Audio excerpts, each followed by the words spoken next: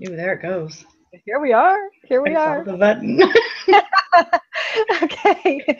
Well, as everybody can see, welcome to the Inspire Views series.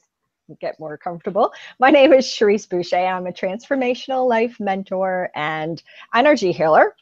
And if you're new to this series, I just want to tell you a quick little blurb about what it is. I just felt really inspired to put the series together about a year ago, I guess, and it finally came to fruition in February.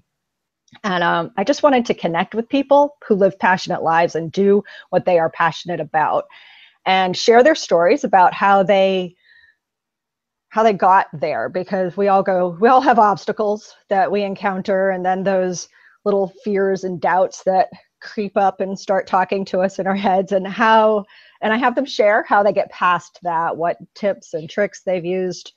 And gosh, there's been so many good ones. So I'm excited to have you here today and my next guest. And let me introduce you to her right now. She is a retired microbiologist, pretty impressive sounding at least, turned writer entrepreneur. She is the creator of Color Your Dream, a personalized law of attraction and mindset e-course that uses color to make manifesting fun and easy. And I'm so interested in finding out more about that. She currently lives in Boston, Massachusetts, my neck of the woods from home, and with her 5 cats, and is also an avid movie fan and loves to cook. Me too, when I have the time. Yeah. I'm so excited to introduce you to Tobi Camilli. I hope that's the way you pronounce your last name, of adreamcreatedlife.com. Hey, Tobi, is that the way you pronounce your last name? Yeah, it is. Okay. It is. People sometimes see it and they think Camille, and but it's Italian, so it's got the I, not the E. So it's you totally pronounced it correctly. It's Okay, good, because I meant to Camille. ask you that before we even Yeah, got to the point. yeah, you Totally. pronounced it perfectly. Okay, good. Camille. Good. Exciting. Well, there's Yes. a lot of Italians up in Boston too, so. There are. It's interesting in my hometown of Albuquerque. If you see it, Camille in Albuquerque, we're all related. There are, we're all Really? related. One of us, we're cousins, we're my aunts, my uncles, my parents, if you look in the phone book, there's like 6 of us or 5 of us. We're all related. Here, you look in the phone book, I'm not related to any of them. Yeah. So anyway, but Yeah. thank you so much for having me on your show. I'm so excited to be here, and I love what you're doing with your Inspire View. I think that it's very. I think it's just really great. I went and watched some of the videos, and I learned from several of your other interviewees, and Awesome. so anyway, Yeah, I it's fun. thank It's you. really, I'm really kind of doing it for selfish reasons, Yeah, probably, because I I don't get know. inspired by it, and I get to connect with all these awesome women from like Yeah, all over the world, which is like yeah. super cool. How often do you get to do that in your I backyard, you right? don't it's really interesting. I have an interview series going on my blog as well. And it's not a video series, obviously, but what I have found about it is it has made me learn so much. And not only that, but to let other people shine, it's kind of like instead of it being all about me, I get to let it be about them. And they inspire me back. And it's kind of like this really amazing energy, and I've made some really great friends. I found my graphics designer that way. I interviewed her, and then I ended up loving her work so much I hired her. I would have never. Anyway, so Absolutely, connections can be made yeah, all it's over the amazing. place. It's amazing. Well, So people come into your lives for certain reasons, right? At least yep, that's what we're absolutely. told. So Well, I know, I believe it though. when it's a negative kind of person or a negative situation, you're like, how did I attract that? Well, it's to teach you a lesson, or maybe maybe I don't Exactly. know, get you back on track to. But I It's think like a a lot, knock on your forehead going, get your shit together. yeah, or maybe like when you have something negative that comes into your life, to really look at that, and maybe instead of saying, oh, woe is me, oh, crisisville, I'm going to panic and everything, to look at it as an opportunity, and an opportunity to grow, an opportunity to say, okay, well, that obviously isn't working. What is working? And to turn it around. You know, every time I've had some stuff happen, I've always had amazing breakthroughs afterwards, while it was going on, and then afterwards, it's like my life just got bigger. I expanded, I grew. So anyway, makes total sense. Kind of my little thing. I've never done an interview before, so I'm probably going to go off. I think we go off anyway, but that's okay. So because I mentioned that you are a retired microbiologist, yes. I'm sure people, including myself, are wondering, how the heck did you go from that very structured, I'm sure, at least it sounds very structured, yeah, it is. lab lifestyle to being a writer and law of attraction studier and all that kind of side of it. Plus you said you were creative too. I mean, if you sewed, which you mentioned just before this, I mean, that's a creative out. So why microbiology, and how did I get there? And then from there did I get to where I am today?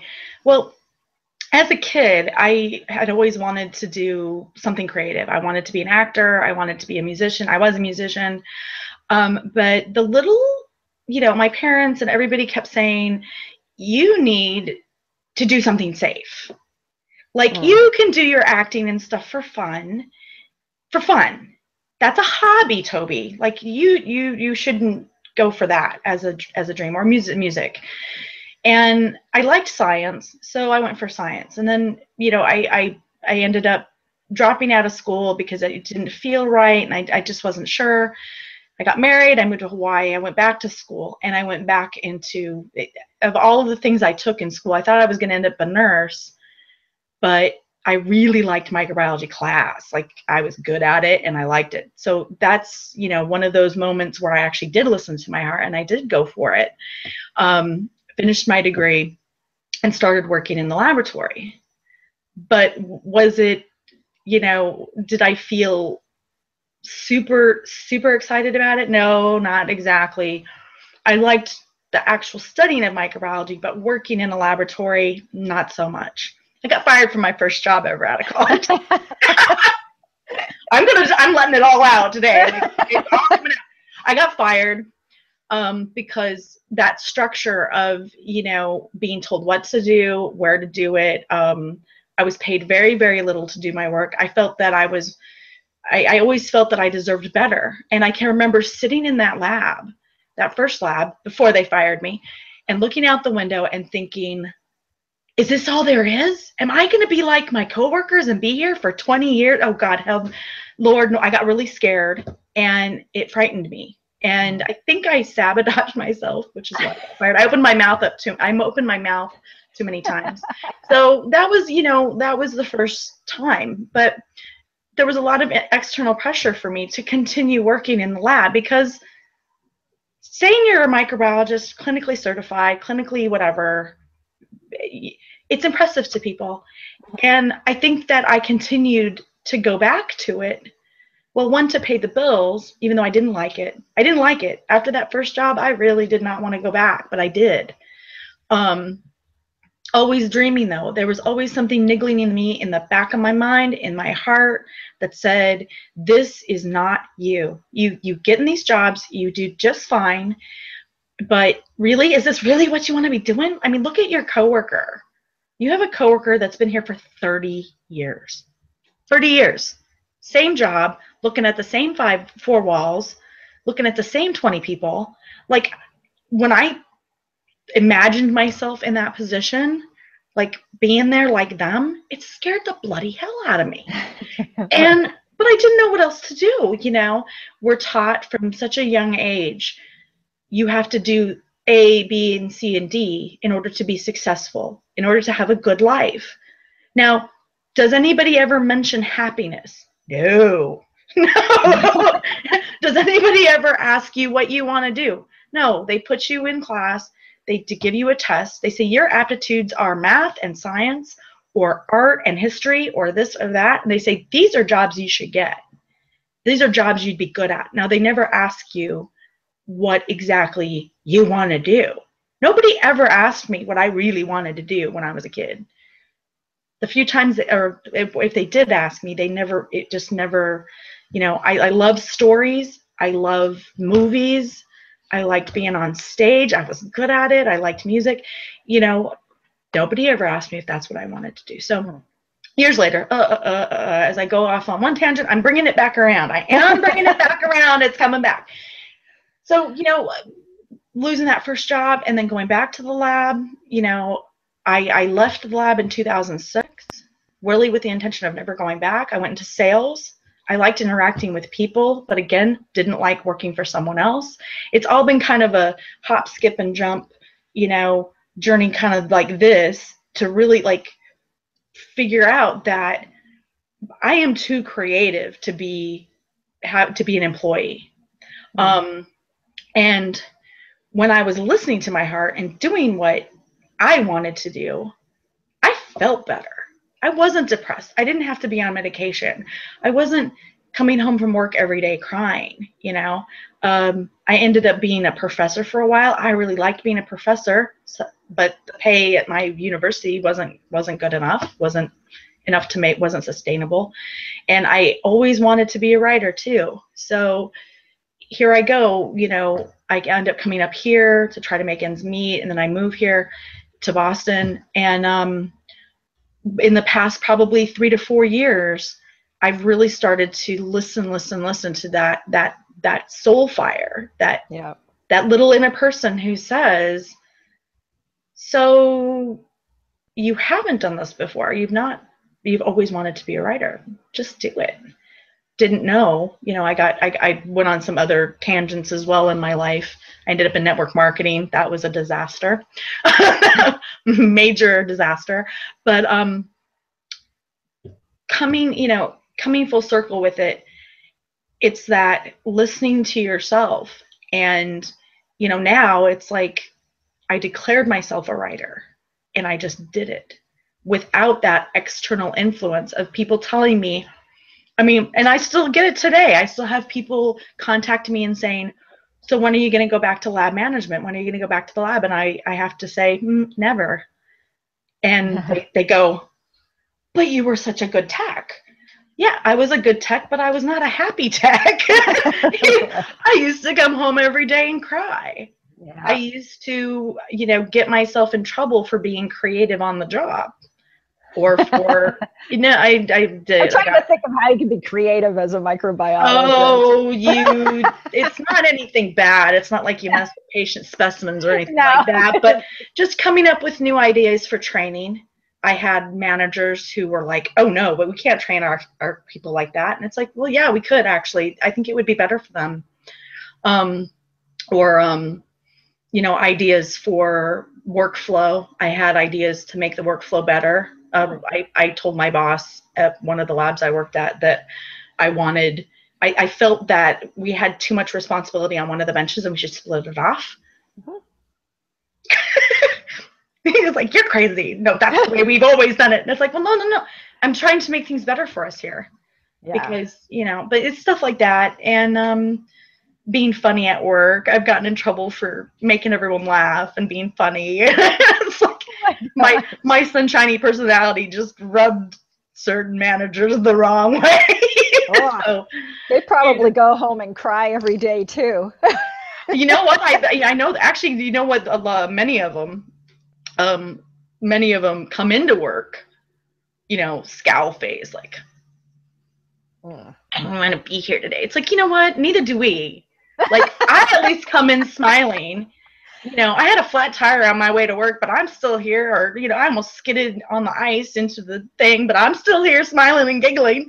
You come in, it's like, oh, man, you just, okay. Squashed it. You know what? We should put a sign on your door that has, moods that says good mood, bad mood, approachable, unapproachable.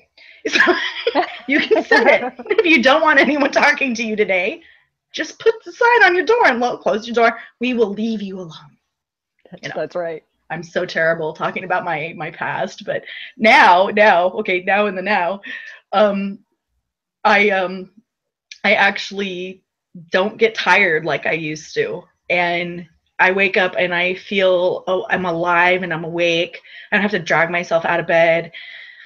Um, it just feels right. You know, I get up every day, even if I don't publish what I'm writing something every day. Yeah, you've been spitting them out lately. I just can't. It started when I was writing the e-course. It's like, I just can't. I don't know what's gotten into me, but this feels so good and so different from anything I've ever done. I mean, I can't stop. Yesterday, I forced myself to take a day off, and I still didn't take a day off because I still checked my messages. It was like, Tobi, come on. Watch your movies, read your books, just get off the computer for like a... Still check my messages. I didn't respond. Yeah. Took all of my willpower. It's challenging. It's challenging. Yeah. We've gotten in such a habit of being so connected to everything, and it's in our face all the time. So it is really hard to just cut it off. It's like you have to go someplace where there is no internet connections at all. So do that. It did, yeah, exactly. And I've been spitting them out. I am really enjoying writing them, and I like making my silly little graphics and stuff, and they make me happy. If people think them, I don't care what people think of them. Who cares? Who cares? Like them or not, this is what I'm doing, and I'm moving in the next, I don't know, 7 to 8 weeks. So I've got all that going on, but for whatever reason, there's just this like happy little calmness about it. Like, no idea. You get in that zone. Yeah, you're in the zone of. I used to get that way. We were renovating an old house years ago, and I used to get in that zone with painting walls, and I loved it. Like, I loved to paint walls, not ceilings or doors or window frames, but walls. And people would be like, "Why don't you have some music on?" I'm like, "No, it's like my Zen zone. I'm like totally like in myself." It was like a complete meditation while I was painting. I believe it. I love to paint. You know what else I love to do too? At my house in Albuquerque, I had been renovating it. I like to do plastering of walls, texturing, painting, and I love to do tile. I've done tile. I love tiling. I love it. So yeah, I totally know. I know what you're talking about, because you get into like a rhythm with it. If you're using, do you use the big pole? Yeah, that or whatever. Even like painting baseboards, like there were some good like 6-inch baseboards in this house. So painting that and just sitting on the floor and going with the flow. I discovered, which brand of paints I like the best. I was like, oh, now I know why this one's more expensive, because it's freaking awesome to paint with. It's like, it's so smooth, and I learned a lot during. Me too. You know what I learned all about? You know what my big aha was when I was renovating this house was I had textured all the walls, and then the texture was a different color than the wall behind it. So when I went to paint the like really light color, you could see the difference. And I was painting and painting and painting. I was like, why am I having to pay 20 coats of paint? So I know it was driving me crazy, and it was like costing a lot of money, right? And so then I go to the place and I see this thing called primer, and I go, what the hell? Prime the walls like you do a car? So I bought, a 5-gallon tub of it, and I took it back to the house.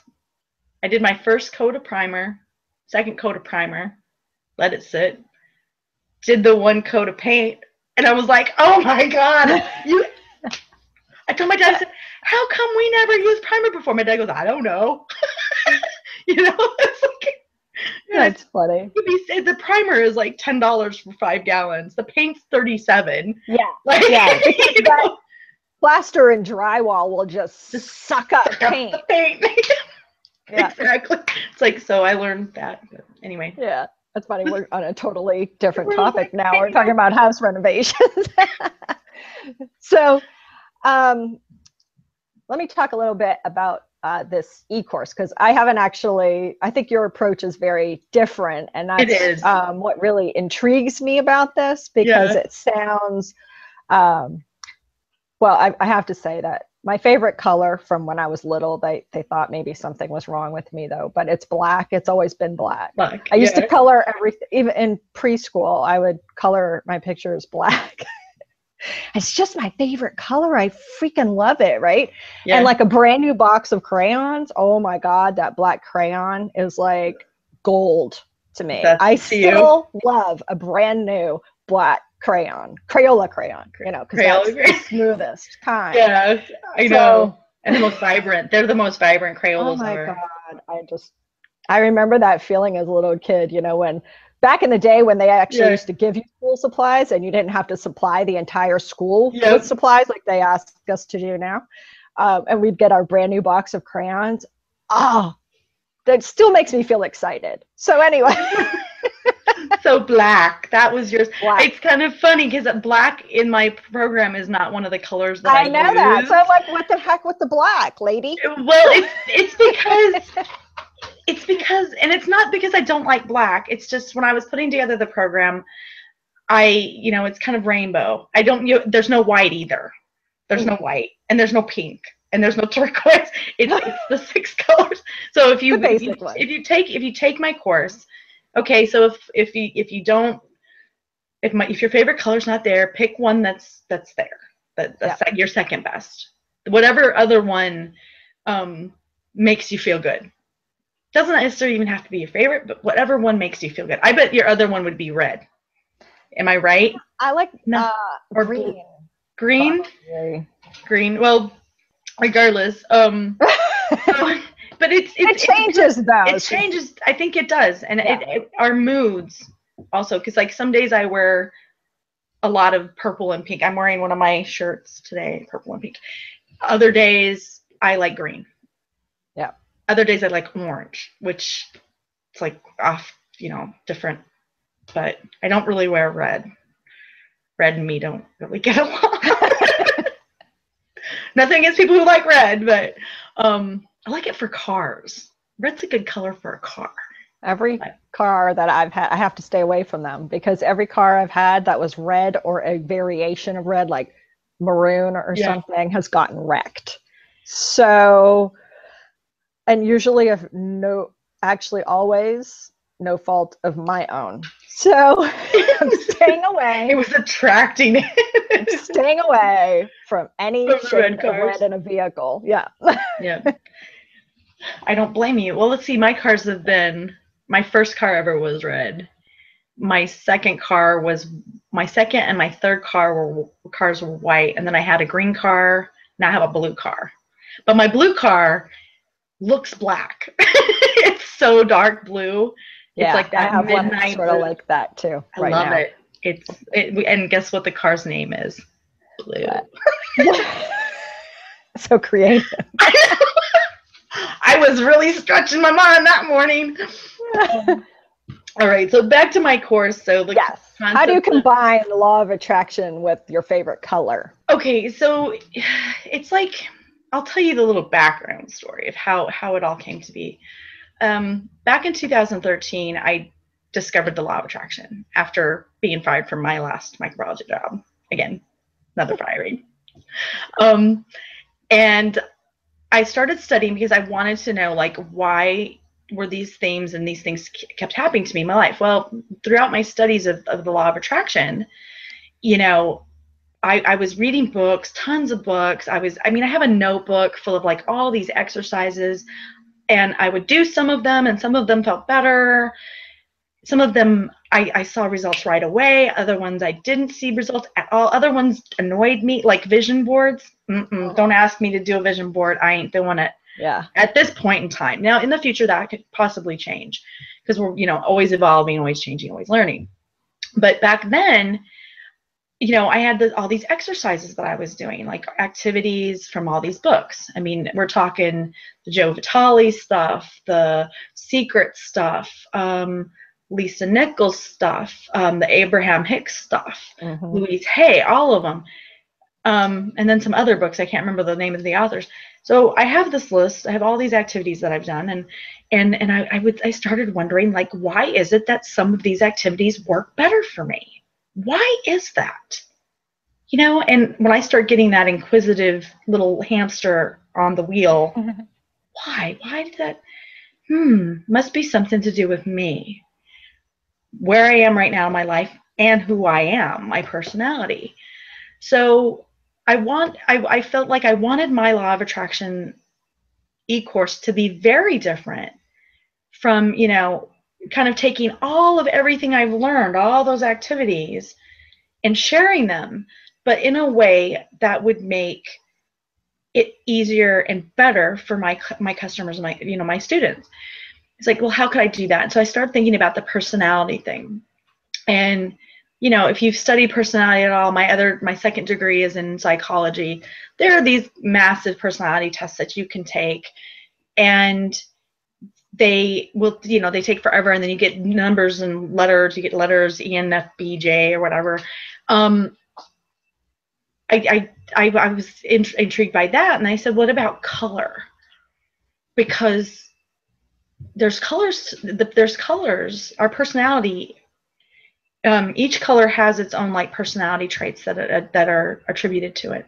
So when you're attracted to the color, and it goes back to the law of attraction as well, that when you see a color and you like it and it makes you feel good, there's something about that frequency, and the color that you pick tells about your personality. And is it an exact science? No, but I just felt that would be a really good way to very quickly, easily gauge people's personalities and put them on a track to do the activities from, you know, that I've learned that I'm sharing, to make it better for my students. Gosh, that was a really long-winded explanation. Did I even take a breath? Does that make sense? So it's kind of like, you know, people are attracted to, you know, if you've been studying law of attraction, you've studied it as well. Mm-hmm. You know that some activities just, they feel better. Yeah. They work better. They manifest quicker for you. Why is that? It has to do with you, what you're attracted to, and you, like your own personal frequency.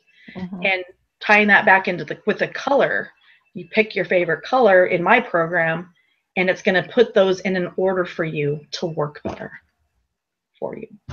Very cool. So it's not such a struggle. Like you pick your favorite color, and probably this could be like reused over and over by people, because like when we talked about our favorite color may change. Yeah. So exactly. If you're feeling that, okay, well, I'm not green anymore, now I'm going to be purple, you know, and you could go back to it and see if those activities for the law of attraction feel better to you in your purple zone. Yeah, because they're ordered based on the colors. What I found was during my research, certain colors are more like action oriented. So that means the activity is more of an action activity. So it's going to mean, you know, like for example, one of the lessons is your passwords, changing all your passwords to reflect something of your dream, to reflect your goal. That's an action. That's not something you think about. It's not like, oh, I have to sit here and think about like, oh, my emotions and what I'm feeling right now. It's an action. And then some of my other activities, some of the other colors are more mind. So they're thinking activities where you're thinking, not so much feeling, not so much touching the feelings, but thinking about what you want, or thinking about what you're doing or whatever. I think I don't remember which one is a mind activity. A mind movie is probably which is the positive visualization. God, there's a hair in my face. Cat hair everywhere. I wear it like it's going out of style. Some of the activities are more mind oriented. So they're thinking activities. They're activities to get you to just think. And then you have all the emotional activities. Now the emotional activities are probably, I found, and then this is still changing. I'm still writing a lot of this. Like I'm adding to the course. I'm going to continue to add to it. Mm-hmm. You know, I have probably 40 to 50 activities that I could add to it, and then just, you know, but right now there's only 8. because it's so new. It's only been out for like 2 weeks. So Oh, yeah, I know. It's kind of like, it's brand new. I know. I gave away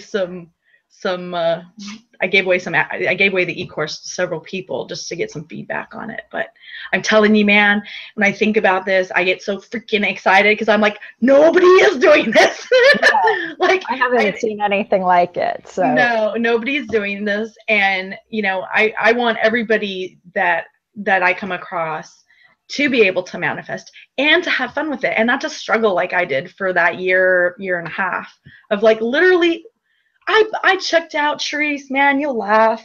I must have checked out 20 books on law of attraction. I had a bag, you know, one of those like books. And for like every day for like a week, I read a book and I would pull out activities from it and I would try them. And then the ones that worked, I would star for me. Now I have to go back to all those books and I have to pull out all the other, you know, and change it and maybe tweak them to my, you know, my interpretation of it. But a lot of the law of attraction stuff is so, you know, we all repeat each other kind of thing. We just put it in our own words or whatever. So that's color your dream. That's, you know, if you've struggled with manifesting and law of attraction studies and you want something that's pretty simple, pretty easy, the lessons are written in a way that I don't really talk about the theory or the how or the why. It's straight into the activities. Like, get in.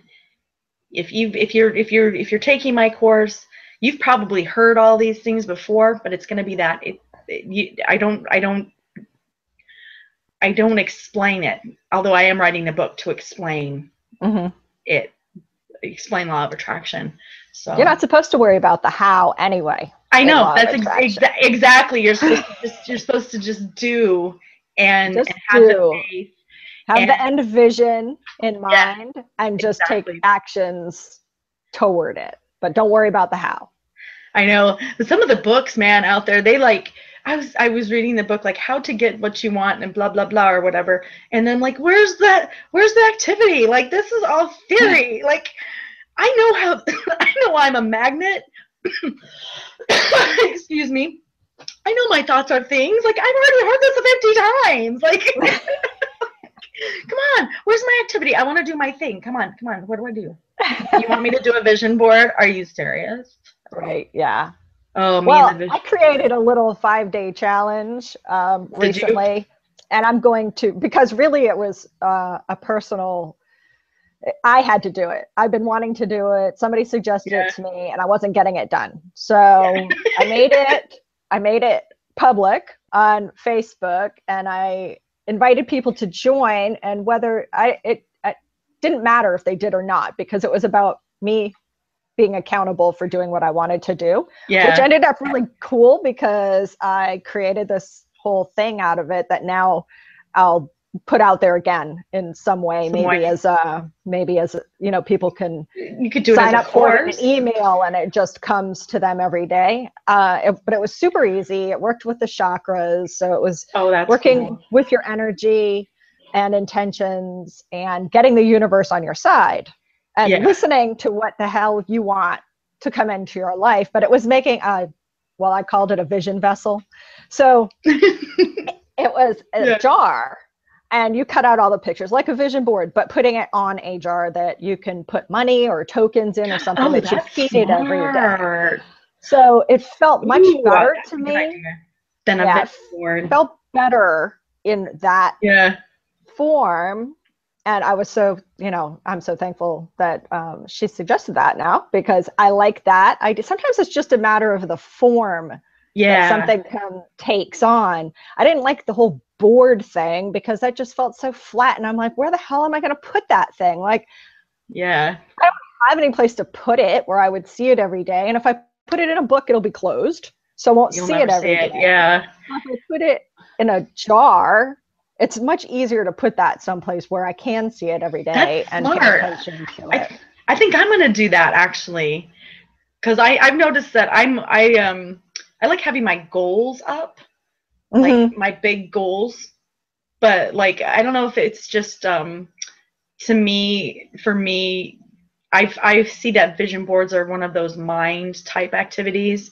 So somebody that can just look at it and think it makes them think about their dreams and stuff. For me, I don't know why, my vision board used to annoy me. I'd be like, God, where's my big house? Like, where's my new car? Where's my vision board? It's like, oh yeah, that's a really good idea to have. Then your vision board ends up in the dumpster, and then what are you attracting?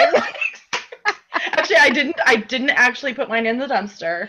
Okay. I don't think. I think I did put it. I think it's in there. I think it's in the bookshelf. I think I saved it because since now that I'm doing all this training and stuff, I mean, we'll see how other people respond to the. I've had friends that have gotten really cool stuff off their vision boards. Yep. Like, what the heck? Well, It's that person. I'm telling you, it's that personality thing. It's we're all so unique and wonderful and beautiful. What works for me may not work for somebody else. Speaking of that, I just have I have these reminders that I put in my phone. This one said, "I am an excellent writer." That makes me happy. Yes. Maybe that wouldn't work for like a vision board person. Right, yeah. Anyway. There are so many ways to work around this whole thing. And I think that's just the important thing, is to figure out what works for you. And I like this whole thing you're working with the colors. I think it's so unique. And I think it'll attract a lot of people to try something different if other methods hadn't been working before. Exactly. And to explore it on this kind of a more creative and maybe sort of intuitive, but it kind of works with your wiring, I think. Well, with people it's personalized. It's for the individual. Is it perfect? Probably not, but I don't know. When I was writing it, I just felt this very like strong push to do it, and I'm really proud of it, and I'm happy it's out there. Yeah. I'm really, and I have plans for like I said, I'm still adding. I'm going to continually add to the course, and as I go on and I add more activities, it's just going to keep growing and growing and growing. And I do have plans for a couple of other books and other programs that once I get moved back to New Mexico and I get settled, those will be coming out next year. I actually have a plan. Wow. That's awesome. Who would have ever thought? A plan and idea. So anyway. So I know you shared tons about like how finally like living your passion affected your life personally by it reduced your stress. You were happier. Less depressed. Gosh. You know what? I got to tell you, I don't think there's anything wrong with getting help when you're depressed. And I just have to say this because I have been on that edge of like, I'm going to commit suicide and thinking it and considering it.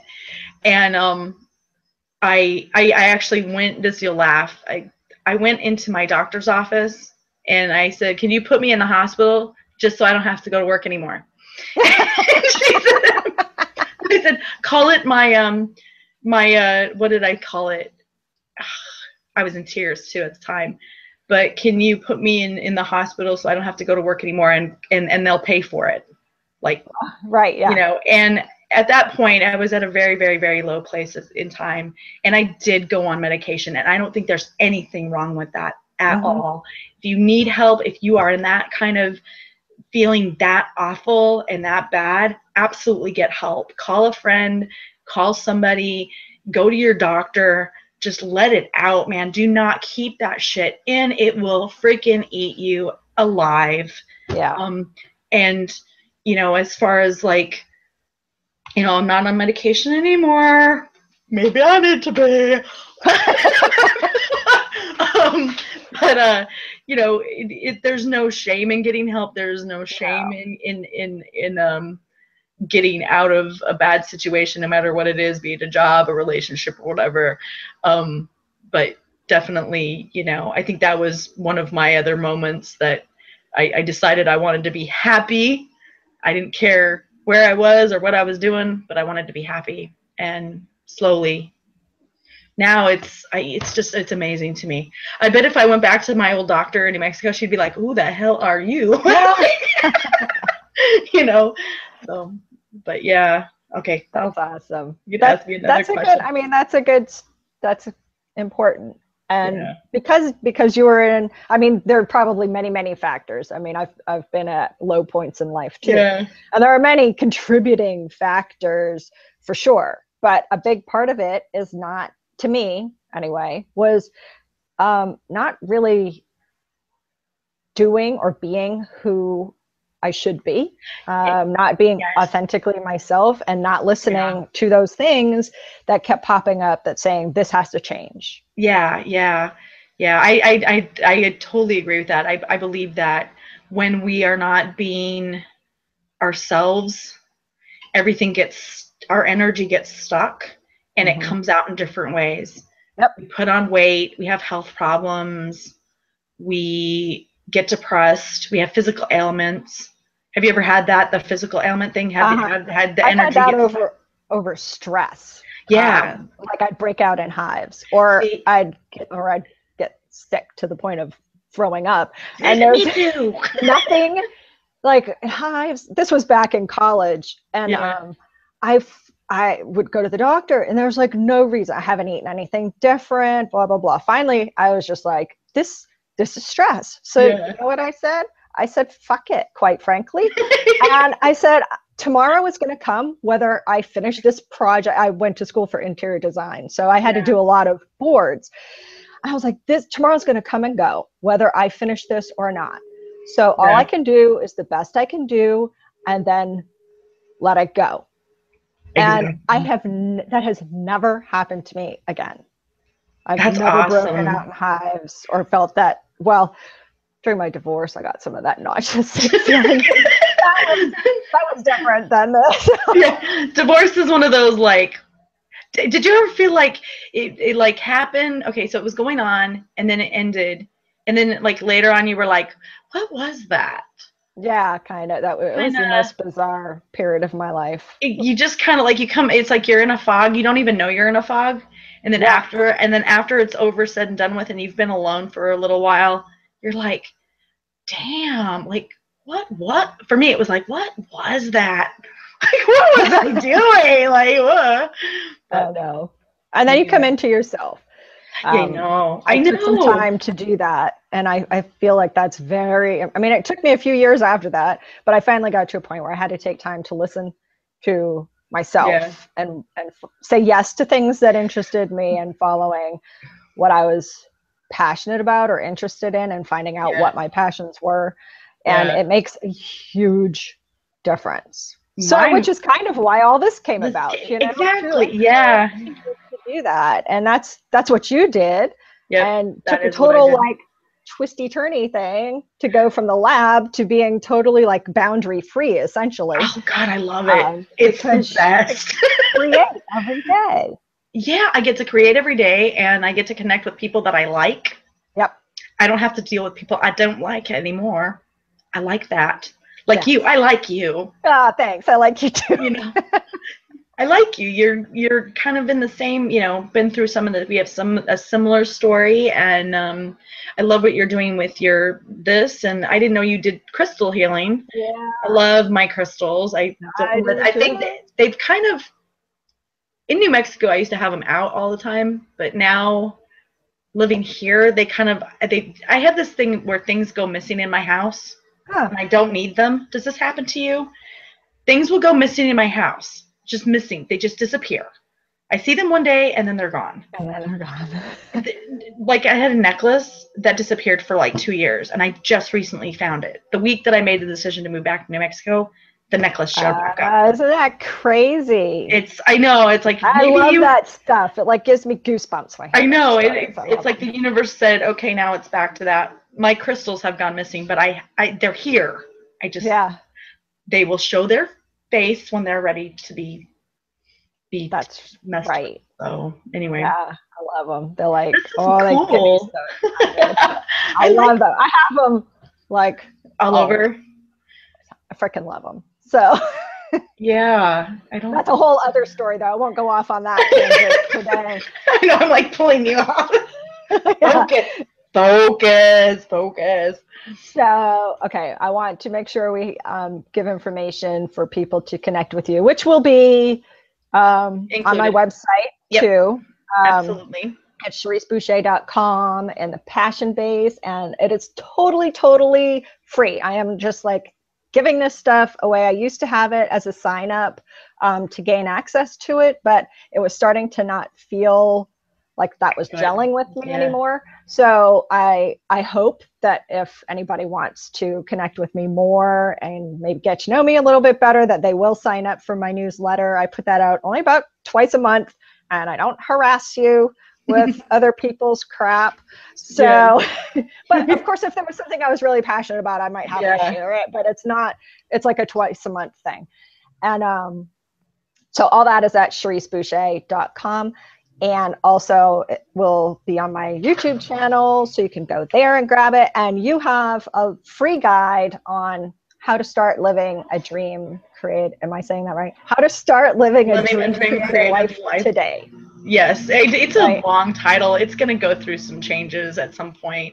So that little thing is going to be shortened up, but you'll still be able to find it. Yes, it's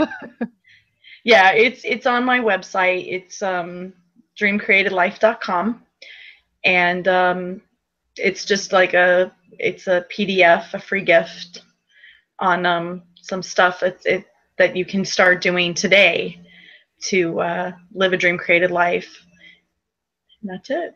Awesome. So awesome. I'm not very good at have to connect again when you're when it changes.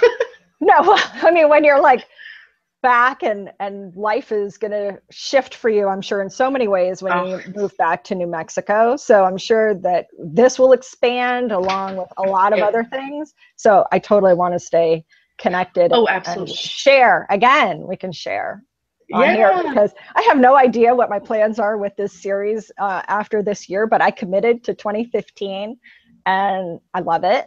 So, who knows? If you love it, you should keep doing it. Like, go on. Just keep going.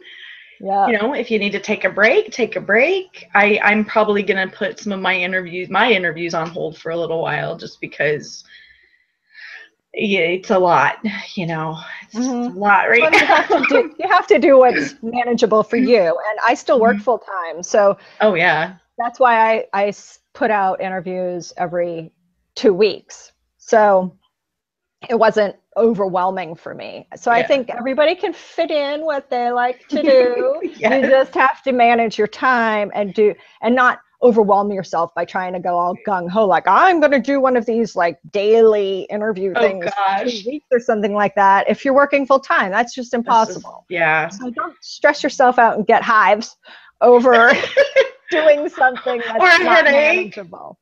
That's right. No migraines, nothing like that. So no migraines. Awesome. Okay, well, we'll wrap this up. Okay. Because I want to free up your day too. Just hold on for 1 second after I end this. Okay. So we can officially say goodbye. Other than this, and thank you everybody so much for watching this series. And I hope you will sign up for both of our newsletters and stay connected with us. And if you have any questions, certainly please reach out to us. Have an awesome day.